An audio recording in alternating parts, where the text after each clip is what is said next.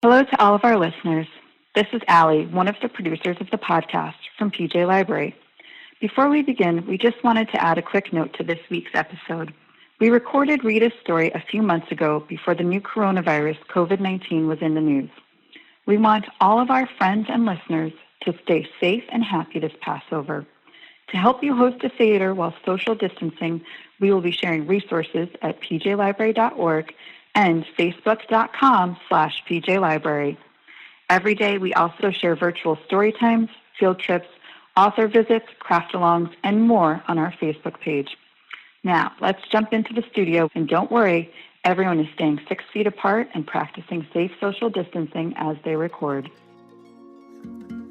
Don't adjust your volume, friends. It's time for another mini-season episode of Have I Got a Story for You?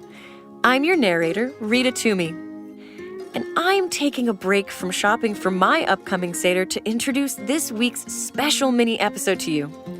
Do you remember Al, our sound engineer? A few months ago, we helped him learn the Hanukkah story. And today, I want to share with you a really special talk we had about saying the 4 questions at the Seder. Let's get ready to listen in. Another one in the Books, Al. Yeah, I'm really excited about how that Passover episode turned out.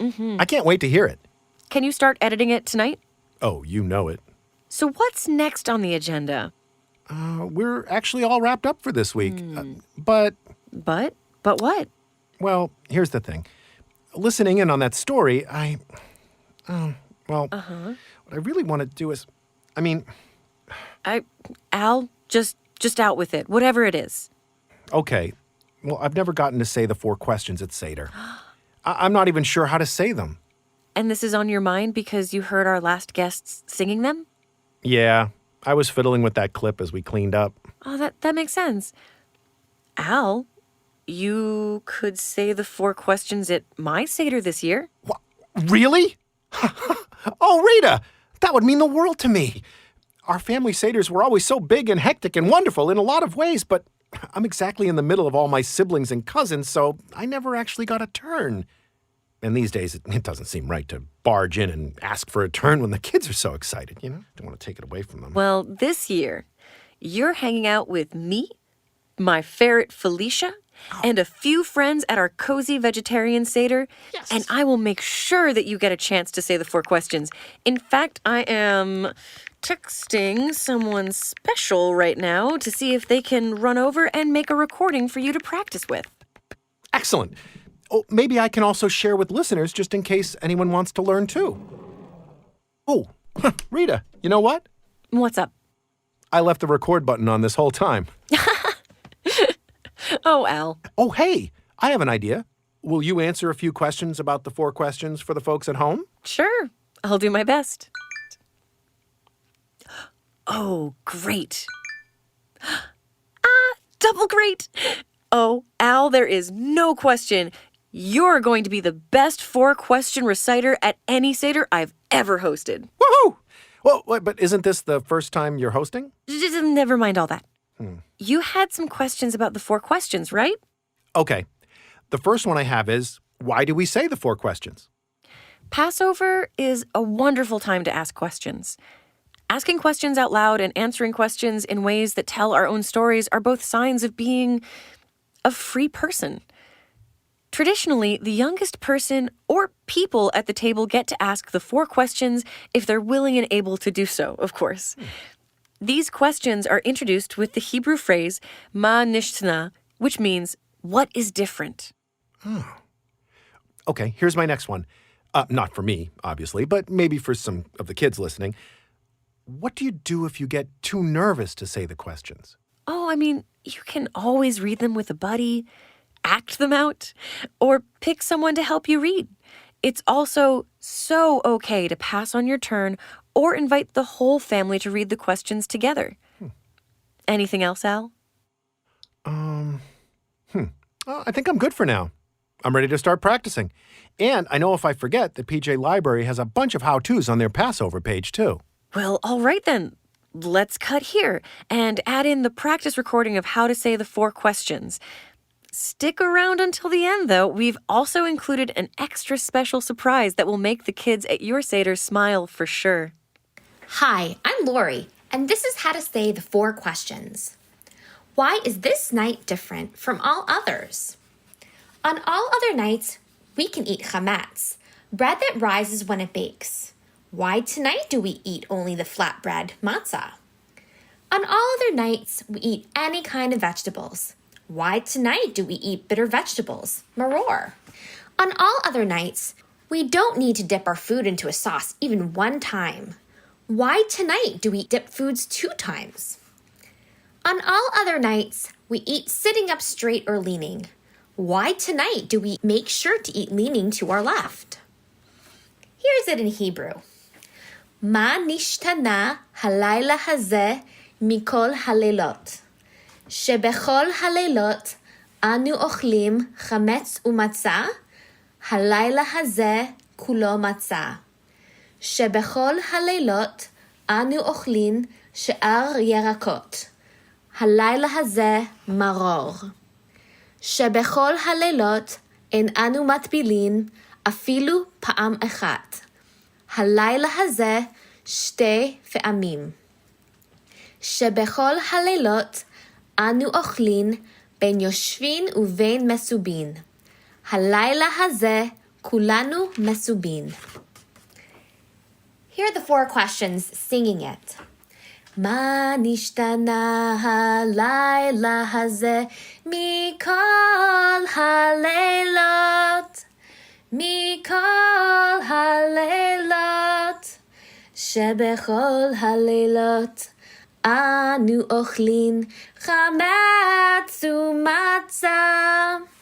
Chametz umatzah. Halayla hazeh, kulo matzah. Halayla hazeh, kulo matzah. Shebechol halelot anu ochlin she'ar yerakot. She'ar yerakot. Halayla hazeh, maror, maror. Halayla hazeh, maror, maror. Shebechol halelot en anu matbilin afilu pam echat. Afilu pam echat. Halayla hazeh, shete pe'amim. Halayla hazeh, shte pe'amim. Shebechol halelot anu ochlin ben yoshvin uvein mesubin. Ben yoshvin uvein mesubin. Halayla hazeh, kulanu mesubin. Halayla hazeh, kulanu mesubin.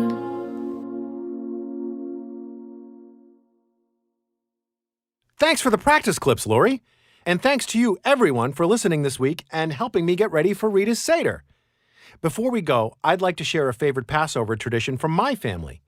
My nieces and nephews love to read this very Dr. Seuss-like poem from Uncle Ellie's Passover Haggadah every year. Here it goes. The 4 questions. Why is it only on Passover night we never know how to do anything right? We don't eat our meals in the usual ways, the ways that we do on all other days.